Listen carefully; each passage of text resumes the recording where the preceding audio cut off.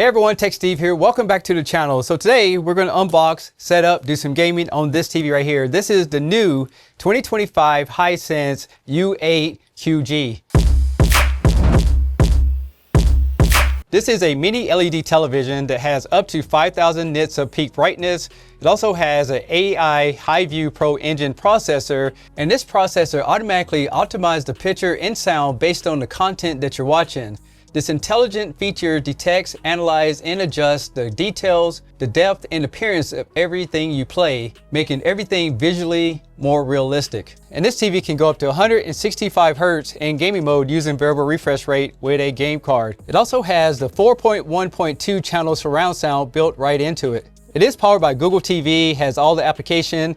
It does support AMD FreeSync Premium Pro, and it will work with Apple AirPlay, Apple HomeKit, and Google Cast. This series of TV is available from a 55-inch all the way up to 100-inch, and they use the MediaTek Pentronic 800 processor. Another thing I want to mention is that the 65-inch uses a vertical alignment panel. With that being said, let's get it out of the box. So let's go ahead and cut these straps off. And then from there, all you need to do is just lift the box off the top of the TV and make sure it doesn't fall. Now on the front of the TV, it does have this cardboard to protect it. We have the base over here, and it appears that this is a much thicker television than normal. In the box, you're going to get the setup instructions, some warranty cards, and some screws, and you get a power cord and the remote control. And here's a closer look at the remote control. It has all your hotkeys at the top. You have your navigation, you have your profile, settings button, home button, back, volume, pretty much all the standard stuff that comes with these televisions. Here's the foot for it, and it has these screw holes so we can add the pedal stone to it. And on the bottom of it, it does have these little rubber pieces here to keep from scratching the surface. And this is the new back piece. I would say that's pretty heavy duty. You can take this little piece off right here, run all your wires down the center of it, but overall, it's designed and built pretty well. And to assemble it, you just take this, stick it on the base part right here, and you're gonna add 4 screws right there, and then we can start mounting it to the television. And I do want to point out that you can make this TV high or low just by using these different brackets and putting the screws in on the back of the TV. So it's a great thing that it is adjustable. Then once you get everything adjusted, just slide the base back so you can see it's locked into those anchor screws, and then put the 4 screws right into the television and it will be good to go. So here's the back of the TV, and I did measure the thickness of it, and it's 1 inch and 3/4. So one thing that really stands out to me is that this is going to have a robust audio system with the 4.1.2.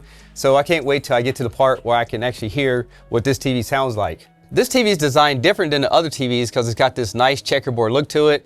You have 2 subwoofers right here, and this is a 20-watt system. On this side, we have the input for the power cord. We also have little hose right here so you can easily mount it. Here's the back of that bracket I just showed you before. This TV does have built-in Wi-Fi, plus we have USB 2.0. We have a serial connection so you can hook it up to some of the AV controllers. Down here, we have a USB 3.0. And then this TV also has a headphone jack, AV input, and 3 HDMIs instead of 4. You do get a ATSC TV tuner. This is a 3.0 version, and it does have a fiber optic output and an Ethernet connection. Let's be honest, when it comes to the ports on this TV, the last year model had 4 HDMIs, but there was a drawback. If you had a soundbar, you only had a 60 Hz port, which can only run 18 gigabits per second. So what that means is that Dolby Atmos would be compressed. With this port, even though you have less inputs, this is a true HDMI 2.1 for the eARC. So this is gonna allow you to have uncompressed Dolby Atmos to give you better audio output. But if you have more than 3 components, that's the drawback. But the plus side is, on the side of this television, it does have a USB-C, and it will support specific PCs, and you can also use it for your media player for your hard drives as well.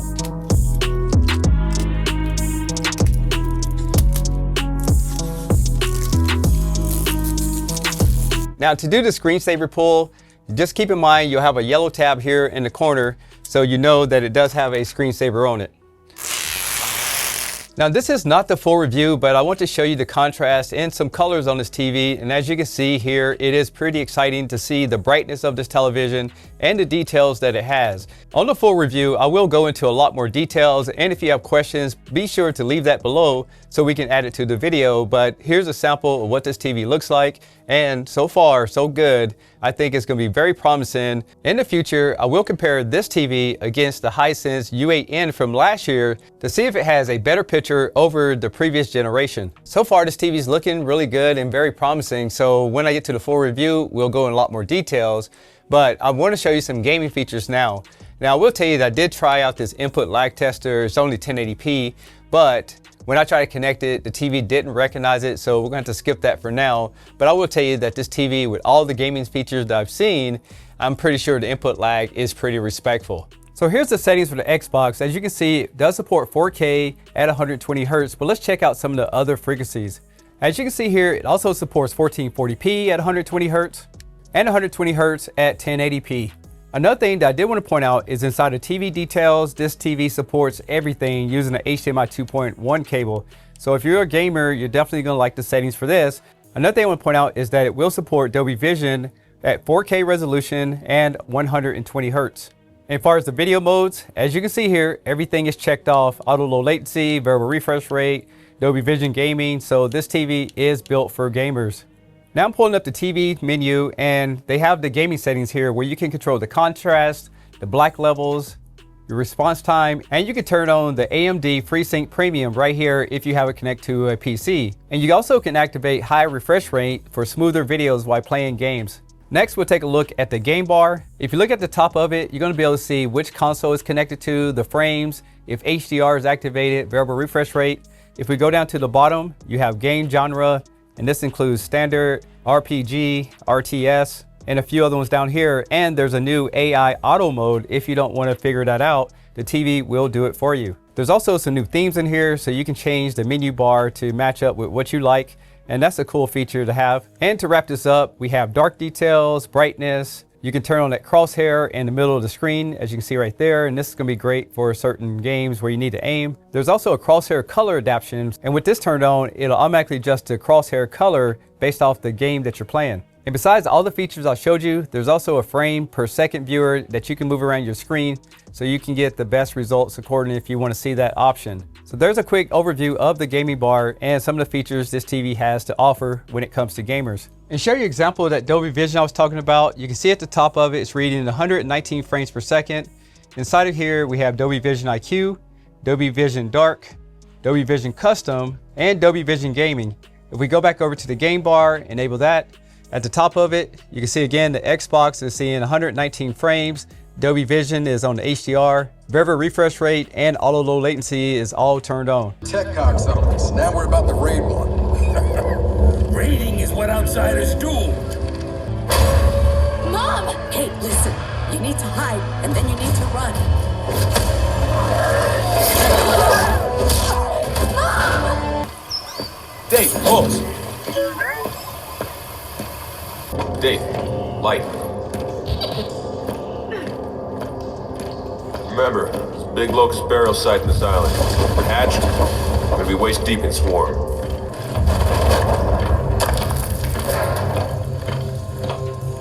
30. 3 right Titans, into 4 left, into 5 right, 5 left long, into caution, 3 right Titans.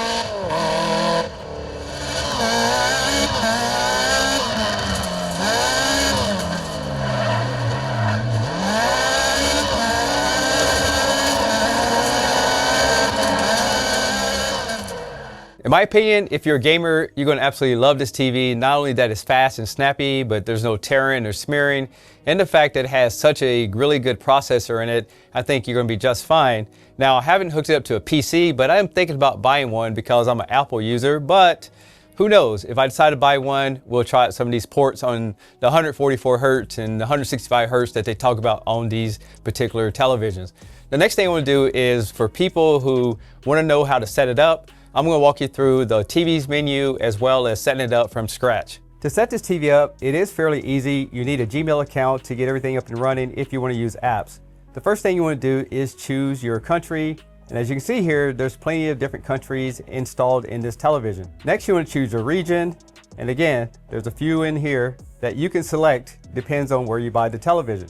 Normally I would use this QR code to set it up with my phone, but I'm going to show you how to manually set it up by pressing down and setting it up with the TV's remote control. Now you can set it up for home mode, that's what we're going to do, but if you put in retail mode, it will play demos that are built into the television. And then you would enter your Wi-Fi credentials, and once it's connected, we can get to the next steps. Now if you plan on using applications at this step, you want to go ahead and log into your Gmail account. You can also create one here, but if you don't have one, I recommend you use your computer or smartphone to set up one so you can just put in your credentials. You'll come to the screen right here where you can check all your different settings. If you don't want to use something, you can go in here and turn it off.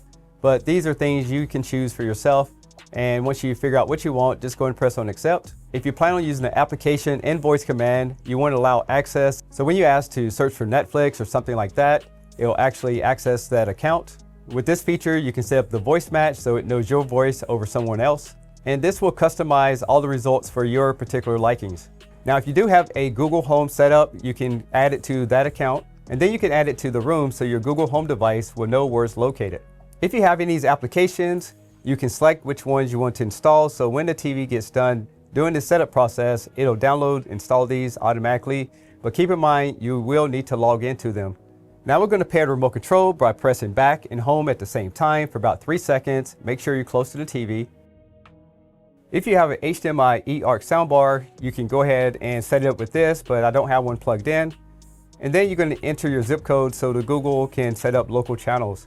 This TV does support Apple AirPlay and HomeKit, so you can set it up here so you can control it with your iPhone, iPad, or even Apple computer. And once all of that is entered, go and press on done. It will go ahead and start setting up the TV so you can get to the operating system. The last few steps you can do here is you can add your photos from Google Cloud. You can add multiple profiles so everyone has their own login, and you can set up a kids feature. Once you get this all set, we can now go to the operating system, which is Google TV. The first thing we'll check is how fast this TV is, and you can see that it's pretty snappy overall, and I'm pretty happy with the processor in this so far. Now this is where all your apps are, they're pre-installed, and Hisense does have a web browser. You have a device assistant that can speed things up, and you have live TV feature if you have an antenna plugged into it as well. There's also a feature called Family Moments where you can have a USB thumb drive plugged into it and play those files. You can hook up a camera to it and do gestures, which I showed on a video years ago. And it does have a media and a music player. Under Live, this is where you're going to find all your TV channels, especially if you hook the antenna up to it. Plus you have the Google streaming channels. You can choose on these different networks and stream them with your Wi-Fi connected to the television.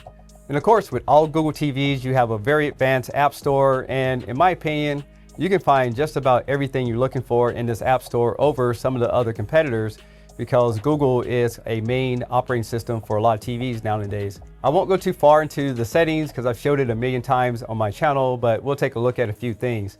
Now under external input, there's a few things I want you to look out for. Now first of all, it has HDMI 1, which is on enhanced. And the great thing is you have these enhanced pro features down at the bottom for gaming consoles. Now on the side of the television, there is a display port. So with a USB-C, the display adapter, you can plug this directly to your television and get up to 165 Hertz using a high-end gaming card. And that would be on a computer, not a gaming console. Now in the full review, we'll go into all these picture settings, but I just want to show you where everything is. It also has a built-in screensaver. Also, you can turn off the LED on the bottom of it if you like right here. And you have a bunch of timers down here at the bottom. Now under About, you can see this is using the latest and greatest Android 14, which is pretty cool. And when it comes to storage, this TV has 20 gigabytes built into it. Here's your Apple AirPlay and HomeKit settings. You can also share content from one TV to the next one using this by finding devices on the list. This TV also has multi-view, and this allows you to play multiple mobile games together, watch sports and contents at the same time, and you can watch movies and share things at the same time. And it does have Bluetooth built in, and if you need to pair headphones, no problem. Just pair accessories, search for it, and add it to your list. There's a quick overview of the operating system and some of the things inside of it. And if you guys want to see anything in particular, let me know down in the comments below. I know I showed you a lot of things on this video, but again, on the full review, we're going to take a deeper dive into the colors, gradient, sound checks, and all that good stuff that you guys want to see on these videos. But again, if you have questions, make sure you leave that below. So far, my first impression is that I love the design of this TV. The fact that it's thicker, it gives it more speakers here on the side and on the top of it. And you have those subwoofers on the back of it. The remote control works great. Plus it has the backlights on it so you can see it in the nighttime. And so far the picture quality is good as well. Now is it as good as last year's model? That I can't determine until I put these side by side in a future video. With that being said, thanks a lot for watching. I'm Tech Steve and I'll catch you guys on the next one. Peace.